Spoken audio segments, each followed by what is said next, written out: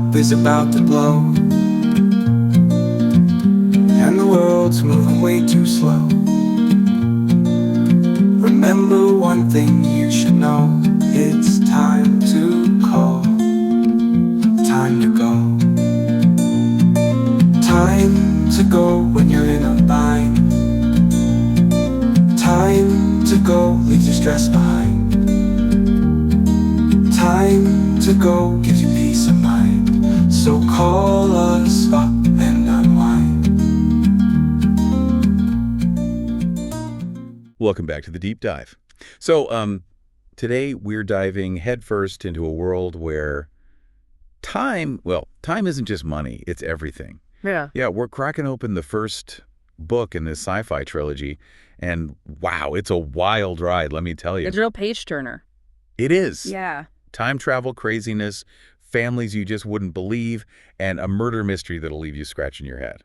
It's all packed in there. It's really clever how the author takes all those sayings about time, you know, the ones we just throw around, and turns them into real, actual, forces in this world. It's like time flies and time heals all wounds. Right. Yeah, in this world, those aren't just sayings, they're practically laws of physics. It's like they took a time machine back to the dictionary and rewrote the definition. Exactly. And it all starts with a Big Bang. December 20, 2012, hold on, not the end of the world kind. This Big Bang is a scientific breakthrough. Yeah, one Professor Alfred Jacobs, a brilliant guy, but kind of tragic too, ends up having a bit of an accident with time, let's just say, while he was trying to wrap up Einstein's theory of relativity. Professor Jacobs, they call him the timekeeper. Now, he didn't just finish the theory, he cracked the code of time itself. Yeah, he found out that time, well, it's a real thing, something you can save up, use, even lose, like money. And get this, his big discovery. It all came from hidden messages in the Bible. Talk about a divine download.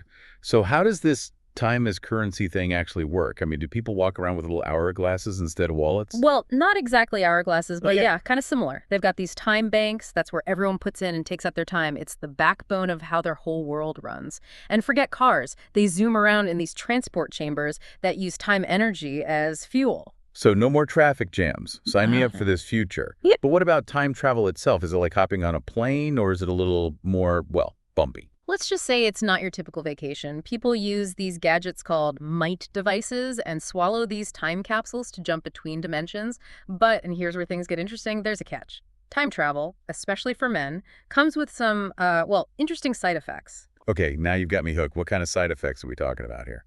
Well, first off, men can't travel alone. Nope, they need a woman with them to stabilize their, let's call it their temporal aura. Temporal aura. And here's the real kicker. If a man commits a crime, a wound shows up on his heel. The more crimes, the worse the limp. It's like the universe's way of saying, time wounds all heals. Literally. Ouch. That's a tough penalty for a parking ticket. So where do all these time travelers end up? Is there some kind of Grand Central Station for chrononauts? You bet. It's called Central Time Station. Pretty straightforward, right? It's Okay. like this crazy hub where people from all different dimensions and times just show up. You can imagine with all that time traffic, things can get a little messy. Think people materializing backward, wearing each other's clothes, just general time travel chaos. Sounds like my in-laws coming for a visit. But you mentioned a murder earlier, and I have a hunch that Central Time Station is where things go south. You're right on the money. In this crazy crossroads of time, Crocker-esque time, the richest guy on the planet and the timekeeper's old friend turned rival turns up dead. And to make matters worse, Professor Jacobs is found standing over the body, smoking gun in hand.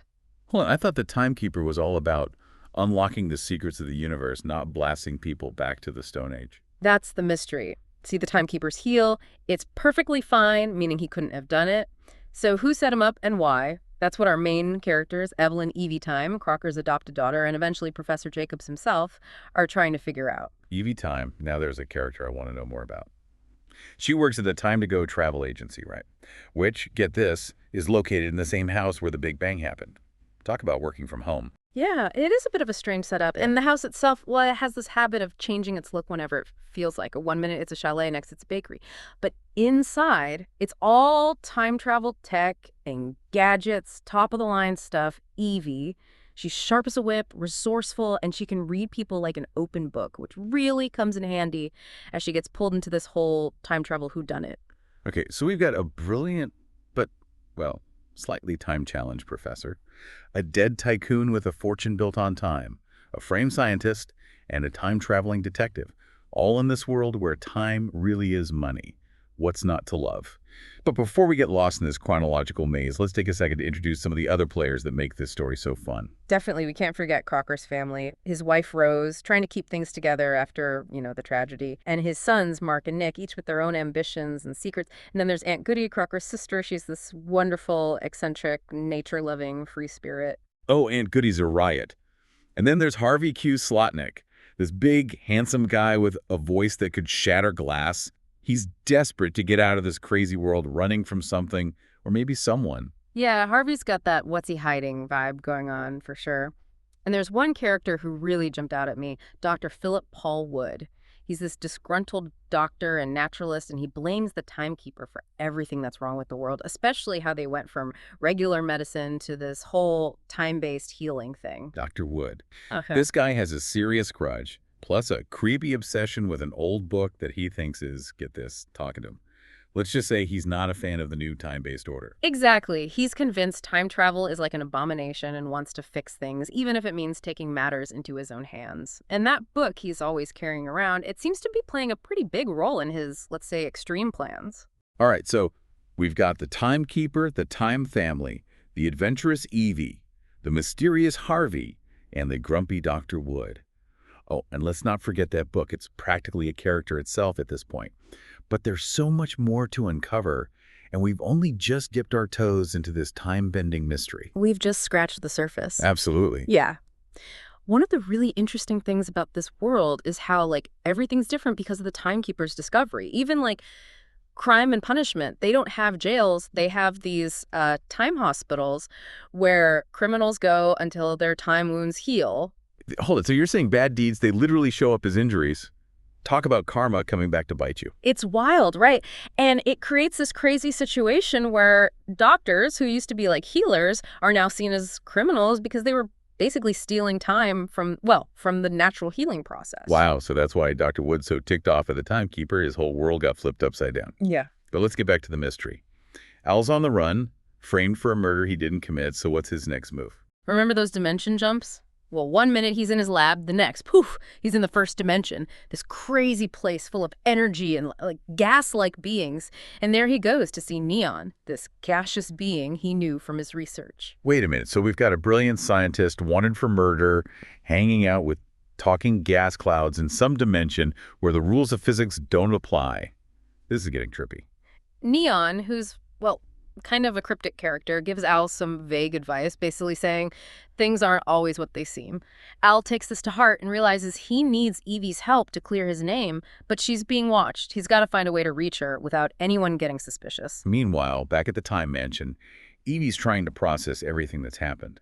Her dad is dead, the timekeeper's the main suspect, and her whole family's dealing with grief and suspicion. She needs answers, but she also needs to stay safe. Yeah, she starts questioning everything she thought was true. Remember that feeling she had at the station, that something wasn't right about the timekeeper being there? That feeling gets stronger and stronger. She just can't shake the suspicion that there's more to this story than meets the eye. And then, late one night, she hears something at her window, pebbles hitting the glass. She looks out, and guess who it is? Professor Jacobs. On the roof. Talk about a dramatic entrance. It's a huge moment for Evie. Al tells her he's innocent, that he doesn't remember shooting Crocker, and most importantly, he doesn't have a time wound. Evie's already doubting the official story, and she starts to believe him. But she's not just going to let him off the hook that easily. She wants answers, and Al realizes he has to show her the truth. Oh. What do? They jump off the roof? Well, not literally. They use the timekeeper's might device to escape into another dimension. It's a bold move, and it sets them on a path that will uncover even more secrets about this time-bending world and what happens when you mess with time. So where do they go? And what about Dr. Wood? Is he just sitting back, watching this whole time travel drama unfold? Oh, Dr. Wood is definitely not a passive observer. In fact, he's got his own plan, and that mysterious book of his seems to be giving him some pretty dark ideas. Remember that cabin he hangs out in? Oh, it's basically a high-tech lair now, with hidden compartments and, of course, that book. Always there, maybe even talking to him. Okay, now you're really messing with me. A talking book. Is it some kind of creepy AI or something? That's part of the mystery. The author keeps us guessing about the book and how much it's influencing Dr. Wood. What we do know is that Dr. Wood thinks he's meant to bring back the natural order that got disrupted by the Timekeeper's discovery, and he's willing to do some pretty extreme things to make that happen. So we've got the Timekeeper and Evie on a dimension-hopping adventure. Dr. Wood plotting his revenge, and the Time family trying to deal with the fight out of Crocker's death. And somewhere in all of this is the answer to the question: who killed Crocker Time? And maybe an even bigger question, can Al and Evie figure out this time travel conspiracy before it's too late? So Al and Evie are like bouncing between dimensions, right? Like Right. time-traveling tourists. Are they just sightseeing, or is there like a reason for all this dimension hopping? Well, it's not just about clearing Al's name. They're trying to understand, like, what time really is, how it all works, and what happens when you mess with it. They even go back to Al's old house, the place where it all started, the Big Bang. But this time, they're like ghosts, just watching things happen from the past. So they're like time-traveling peeping toms. That's got to be weird, seeing yourself back then, knowing everything that's going to happen. What was that like for Al? They see a younger Al, full of energy and passion working on his research. And they see the love between Al and his wife, Nora, the one whose death kind of sent him on this whole journey to figure out time. It's like this really sad glimpse into Al's past, showing how much he lost and how much he wants to use what he knows to, like, stop these tragedies from happening. But hold on, they're still in danger, right? While they're off on their little time tour, Dr. Wood is cooking up his crazy plan, and that creepy book of his, well, it seems to be whispering some pretty dark stuff in his ear. Yeah, Dr. Wood finds out they're back in the third dimension and sets a trap for them at the Time Mansion. He catches Evie, ties her up, and just starts ranting about how he's going to fix the world, bring back the natural order, as he calls it, before all this time travel nonsense. Oh man, poor Evie, stuck with his delusional naturalist who thinks he can just reset the world. Al has to save her, but how? He can't just show up back in the third dimension without getting caught. This is where things get really interesting. See, back at the mansion, Aunt Goody's been putting together her own clues, and she makes this huge discovery about the Timekeeper's research.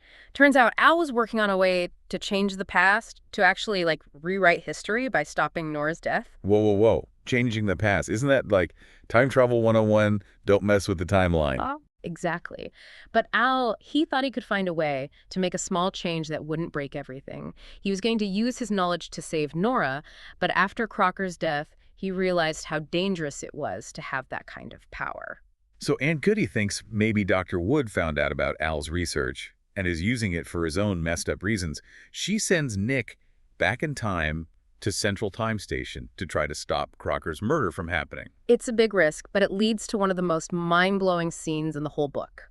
Picture this. Central Time Station, all hell's breaking loose because Crocker's been shot. But there's not one, but two Professor Jacobs. Two timekeepers. How's that even possible? Is it like a time paradox?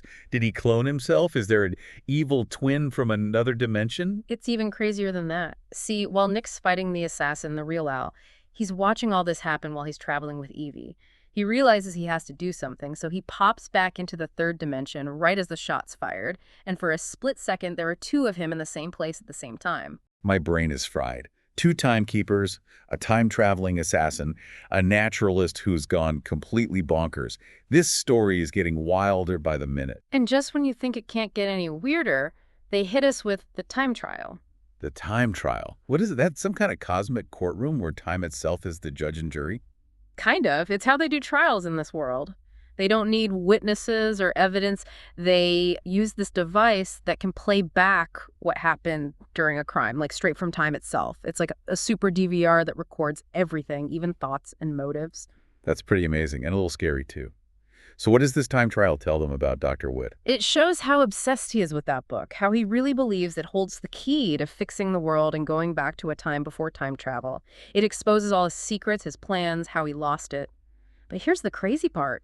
Because they stopped Crocker's murder, technically Dr. Wood can't be charged with murder. What? He gets off scot-free? That doesn't seem right. Not exactly. They still find him guilty of trying to kill Crocker and a bunch of other time-related crimes.